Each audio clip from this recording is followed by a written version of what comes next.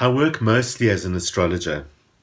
And as an astrologer, I not only get to see what concerns people at the moment, both in general in terms of the world and their own individual matters, but I also get to gain a lot of insight into not only the human condition as it stands right now, but also the way that we understand ourselves and the way that we've understood ourselves for generations upon generations. Astrology is literally thousands of years old. And while people mostly think of it as a system of divination or as a way of describing karma, all of those things which it's good at, making predictions, stuff like that, the whole structure of astrology is a model of ourselves in this great big cosmos that we found ourselves in. And as a model, it is a model of human behavior. And even though it's thousands of years old, as we know from the great Greek dramatists and the great philosophers and the history of the world, the human being doesn't change so much. The human experience changes with our technologies and our history, but the human being and our psychology, our psyches, stay pretty much the same. So by looking at how astrology understands ourselves, we can actually gain a great deal of insight into what it means to be a human being. So looking at how astrology models the human being, human behavior, the human mind, we can gain a great deal of insight into ourselves, especially because of one of the most amazing characteristics of that model. Astrology's model of the human being is an integral, holistic model that connects us to everything in our cosmos, connects us to everything in our lives around us, and also connects different parts of ourselves, shows us that there's certain aspects of ourselves that are related even when it's not obvious. Most of the time it is obvious. We live this human experience and we know that.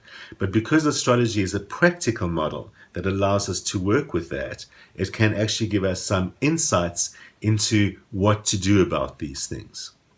So what is the thing I'm talking about today? Well, it is what I think is the grand malaise of contemporary times. Most astrologers would agree with me. I'd imagine that most psychologists would agree with me, because the bottom line is that there is an enormous pandemic of poor self-worth.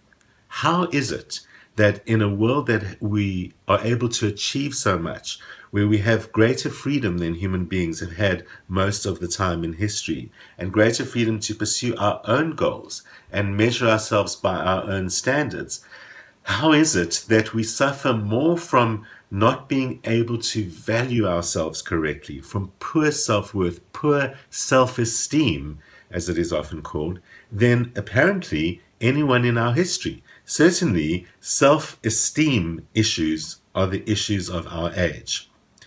So why? How can we relate that to anything, and what can we do about it? That's what I want to address from my astrological point of view.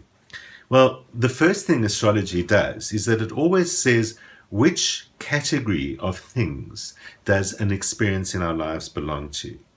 And self-esteem, like everything else belonging to the self, in astrology fits into the category of the things that I own, that belong to me, that are closest to me, that emerge from what I do, or that I depend on because they're so close to me. So the classical idea of those things is my physical possessions and my money. Interestingly, in astrology, it's also the things that I say that fall into that category. So category number one in astrology is me and my body and myself. And category number two in astrology is that which is mine and that which pertains or comes directly from me. So it's my money, my voice, it's those kinds of things. Well, we immediately gain insight by understanding the simple premise that astrology says self-esteem is related to what I have. It's not so surprising in the pretty much capitalist world that we operate, where we measure so much by money. But it's not necessarily about money per se. It's about my capacity to earn money. It's about how much I get paid and whether or not that relates to how valuable I think my job is. And most people, let's face it, don't stand up and assert, I demand more money, I'm doing a great job. Occasionally we manage to do that. But we get stuck into this trap of, on the one hand, I don't know how to value myself. And on the other hand, I don't have enough money, or I don't get paid enough, or the money slips through my fingers. So therefore, obviously, maybe I'm not worth that much. There is a link between money and worth because in our culture, money is a number by which we measure worth. Now, I don't want to get too caught into the money part of it, but it is a very important starting point for many of us. If you ask yourself the basic question, do I think I earn what I'm worth? Do I think I'm getting paid what I'm worth? Many of you will find that there is a little bit of a sore point that arises somewhere deep inside of you. If you think that you're not getting paid what you're worth, then that's a great start because then you know you're worth more. But if you don't really engage with that money issue and find yourself struggling with money always, astrologers would ask, well, is it a self-worth issue? So much so that often in astrology we can see that the reason why people have financial problems is that they push money away from themselves because they don't think they deserve it. Pushing money away from yourself is things like not asking for a raise, undercharging, not collecting when people don't pay. Very common problems, especially in the world where people are self-employed. Like in my job, where I'm self-employed as an astrologer, there isn't some objective standard by which I can measure the value of my work because our culture and our society doesn't recognize the value of astrology very much. But there are many things that go along with that, and many things which are the stuff that people do themselves and as entrepreneurs. So if people are not charging enough, it really reflects on how they think about that work that they're offering. What I say to, be it other astrologers or massage therapists, aromatherapists, counselors in more informal forms of counseling, or where people provide a service like mine, which is not valued by the world outside, where you have to decide for yourself its value.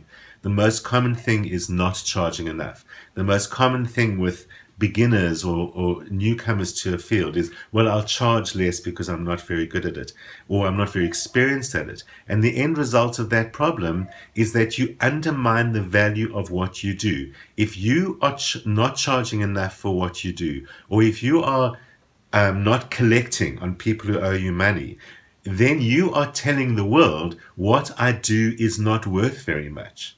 In fact, if you, because you're a beginner or you don't see a qualification on your wall or because you don't know how to value yourself, and so you charge less.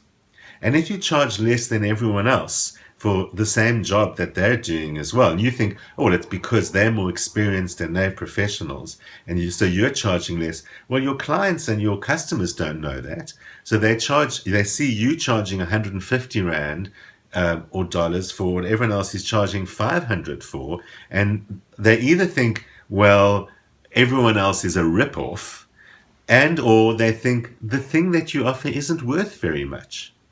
So you need to understand that sometimes, perhaps often, by undermining your own value, you undermine the values of other people. And understanding that is a great way to kind of get a grip on yourself and realize I can't mess with the whole value system. If I charge too little for my readings, I'm telling everyone they're not worth very much. I'm telling everyone that other astrologers are overcharging them. And I'm creating this problem for other astrologers and astrology by saying it isn't worth as much as the numbers that they're telling you. So a good way to catch yourself in the mirror is to say, let me not mess with other people's value systems. Let me not mess with the value system of my profession or my world that I find myself in, and look at this another way. Well, the psychologist Heidi Halvorson says that there is another way to look at self-worth issues. In fact, that even research shows that the way to address ourselves is with compassion, that the missing link in the way that we understand ourselves is self-compassion, Literally, we judge ourselves too harshly. So, in failing to have any kindness or understanding of ourselves, we are expecting ourselves to be some kind of ideal human being or perfect human being. Well, cultivating compassion for others is something that we give a lot of attention to, but we fail to do so for ourselves. So it's not so surprising that that is our problem, because we live in a world where we easily judge and we easily judge others. Why? Because we strive for perfection. Having freed ourselves from the superstitions of medieval times, from class systems, often from beliefs in karma and the soul. Not all of us, hopefully not all of us watching today, but having freed ourselves of a lot of those things that kind of predefined us from the world, we've got this idea that, okay, we're capable of anything, and that I can achieve my best. If I persist, I will eventually achieve the absolute best possible. So we are expecting ourselves to be absolutely perfect, or at least to be more perfect and more perfect, and I could do this better. There certainly is no harm in striving towards perfection, but we need to look very carefully how we do that. So this is what I always like to remember. Perfect is not a possible state. Because the world continues to change and move all the time, because life changes, grows, things move on, everything in the world seeks entropy. Nothing is standing still. Nothing is standing still. I'm sure we can all agree on that. But then my question is that if you achieved perfection today, what would you have tomorrow? If everything keeps on going, well, you can't have more perfect tomorrow, because perfect is the end of the line. So the only possibility is that tomorrow it starts falling apart and complications start arising. It's a really good way to keep yourself in check. Find yourself striving for perfection. Say, whoa, if I had perfection, I'll have decay tomorrow. So let me always be working towards perfection, but never expecting to achieve it, because I'll achieve it at some end point, the day I die. So I ain't in a rush to get there. Let me rewind myself back to the present and say, I'm always striving towards perfection, but I'm never getting there. So I don't expect myself to be perfect. I just expect myself to always be working at getting better. I never have to judge myself by saying, that's not good enough. I can rather say, well, it'll be a little bit better tomorrow and a little bit better the next day. And if I'm always on this idea of I'm working towards the perfection, it's much more difficult for me to judge myself. But compassion is still required. So step number 1 is understanding that perfection is an end point I only want at the end of my life, so I can always work towards it. And then looking at yourself with compassion. Halvorsen says, when you are self-compassionate in the face of difficulty, you neither judge yourself harshly nor feel the need to defensively focus on all your awesome qualities to protect your ego. Well, that's a very powerful statement, because we also live in a culture that says, celebrate your awesomeness, be awesome all the time. I mean, I was even thinking, as I was talking about this world where self-worth is an issue, we also have perhaps a younger generation, but not exclusively a younger generation, that is tremendously focused on I'm fabulous. The selfies and the Snapchats and the focus around our own world. YouTube, here's me. But that focus around ourselves that our culture has turned into asks us or requires us to boost your ego and say I'm awesome, and this is why you want to hear me, and this is what I'm great at, and this is what I had for dinner, all of those kind of things. I'm awesome, I'm awesome, I'm awesome. Even the culture of every child gets a merit, there isn't a winner. And we see that all the time, that we've changed this idea of there's a winner and there's someone who has to win next time, and everyone wins because everyone's awesome. And in our efforts to deal with a self-worth issue that way, we've created a bigger problem for ourselves, because, as Halvorsen says, it is defensive to focus on our awesome qualities to protect the ego. And the ego is half the problem. because the ego depends on a feeling of self-worth from outside sources all the time. The ego is waiting to hear you're fabulous, and it's coming from outside. So that's where we need to take a step back and have self-compassion. As Halvorsen goes on to say, studies actually show that people who practice self-compassion have greater levels of well-being, optimism, and happiness, and less anxiety and depression. So how do we practice self-compassion? Well, there's another psychologist by the name of Leon Seltzer who says that, well, one of the reasons why we have difficulty measuring our self-esteem and difficulty accepting ourselves is because we originally learned that we are judged by other standards. We originally learned to be judged by others. And so we're always trying to please our parents from when we're young, and please our teachers, and please everyone else. So we've always got this idea, I have to do better, I'd better be good at, I need to be perfect, all of those kind of things. And in some kind of way, we've always sought approval. And he says the quest for self-worth is often a quest for the approval from others, just like what we just thought about, as the ego is looking for affirmation all the time. So that is the looking for approval. So we need to tell ourselves, rewind back to ourselves, that firstly, I am the standard by which I judge myself. I no longer require my parents or my teachers or someone else to tell me how fantastic I am. It's now all up to me, and it's all about how I judge myself. So he says that in order to become more self-accepting, we need to keep acknowledging what we have done. Keep on examining feelings of guilt and how guilt arises out of that expectation from someone else. I'm going to refer you back to episode 15 here on Rod TV on YouTube to learn more about the whole issue of guilt and sacrifice over there. But we need to find ourselves criticizing ourselves or putting ourselves down and ask ourselves, what is it that I don't accept about myself? Ask yourself that question directly, and you kind of bust yourself a little bit, because then you're forced to look at it from a different point of view. What don't I accept about ourselves? And then we can work on accepting ourselves more fully. And accepting ourselves is, like I was saying earlier on, acknowledging that everything I'm doing today is fine, I'm doing better all the time. Accepting ourselves means, okay, well, I am a professional. They gave me the degree or the diploma. I might not have the 20 years of experience that the next person has, but I'm recognized as fully capable of doing this job. You need to start with accepting yourself and look at where are those feelings of guilt, etc., coming from. He says that in order to become more self-accepting, you need to appreciate that you're not responsible for a lot of who you are.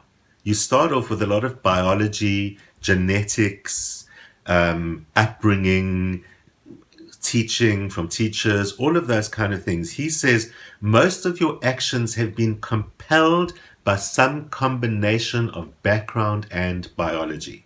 That's Leon Seltzer. Now, that doesn't excuse you. It becomes your starting point. While biology might continue to play a role through your genes or whatever, the starting point is to say, having accepted that, now I can become conscious. Now I can work on self-acceptance, measuring myself by my own standards, not seeking perfection, and learning to be compassionate on myself. Because I do my best. I inherit all this biology, and I'm working from that point of view, developing self-compassion. If we don't accept ourselves, we're not going to be compassionate on ourselves. So remember, there is also that question of self-acceptance. So one of the issues of self-acceptance is that it's often conditional. It often says, when I do something, I'll be fine. And so self-acceptance must also be oriented towards the present, not the future. Learn to catch yourself looking towards the future when saying, it will be okay and I will be okay. And start on working on, well, how am I okay now? What am I doing now that helps me get there? Not is fantastic and done. Because if you keep on looking for an end result, you're looking for perfection, you're never going to get there. So don't tell yourself that about the future. Tell yourself that about the present. And without any qualifications, I am okay. I'm okay because I'm conscious and I'm focusing on this and I'm working on it. Full stop. I can accept myself because I'm not burying my head in the sand and I'm not saying it's all biology, nothing I can do. I'm working from that point, and every single day allows me to accept myself because I am being conscious. The final step in that is to learn to break the habit of continually evaluating yourself. Everything I've said so far, the steps along the way are about learning to evaluate yourself differently, learning to evaluate yourself in the present, learning to appreciate what you are and what you do. But finally, in the end, we must learn to start breaking that habit. Stop seeking to measure ourselves, assess ourselves, reassess ourselves, impose guilt on ourselves, and having to forgive ourselves. Although we have to start off today by forgiving ourselves, we have to start off in order to reach towards self-worth by forgiving ourselves. In the end, we want to break that habit completely and say, I don't need to forgive myself and I don't need to assess myself. Here I am in the now, alive and well and doing my thing. I'm okay. It might be a little bit easier said than done, but it is a daily practice of self-acceptance and self-compassion that will get us to that point of realizing, actually, I'm all right. There can be crises and traumas going on in my life. There can be things hanging over my head, but actually, I'm all right. And learning to start from there and learning to measure from that is what makes us all right. So in the end, self-acceptance is about living in the present and being in the present and not measuring your self-worth by external standards, even money, which is where we started. We started off by saying money is the number by which we measure the worth of things, but it is not the number by which I measure the worth of myself. So once you've learned to master the worth of your thing, the worth of the service that you offer to the world, and you are charging appropriately, and you are collecting from people who haven't paid, then you can say, that thing is worth the $500, but that's not related to what I'm worth. My value comes out of being me here now. So you might be thinking it's easier said than done, but the road there starts today. The road starts with that self-acceptance and self-love. Other little tips along the way, the road starts with that self-acceptance and self-compassion. There are little tips that people often give that can be really helpful about enhancing your stronger sense of self and self-worth, and that is basically achieving small things every day. So the simplest route to help you get there is also to remember to acknowledge every little thing that you do every day that gets you somewhere. Do a small chore once a day. When you get to the end of the day and the to-do list is not done, put it aside and say, no one's going to die before tomorrow. If I don't send that email tonight, everyone will still be there tomorrow, as critical as it seems to be. And learning to say, I'm fine the way I am doing it. Every one little thing creates the increase of self-esteem. And once we learn to depend on ourselves, not the past, not the parents, not the money, not the job itself, but all upon I'm okay by my own standards, we will break the self-worth problem and we will own ourselves. The starting point was astrology says category number 1 is me and category number 2 is what is mine. Well, what is mine, ultimately, the greatest value of all is myself. That's where we need to work towards. Join me next Friday, as usual, at the usual time, noon on YouTube and 7:30 p.m. on Cape Town TV. We'll be taking more of a look at developing your spiritual life. Also remember to connect with the Facebook page, share with your friends, keep in touch with what's going on, and give me your own suggestions for what you're interested in learning a little bit more about or hearing my particular opinion on, if you think it somewhere belongs in my world. So I'll see you back here in my world on Friday.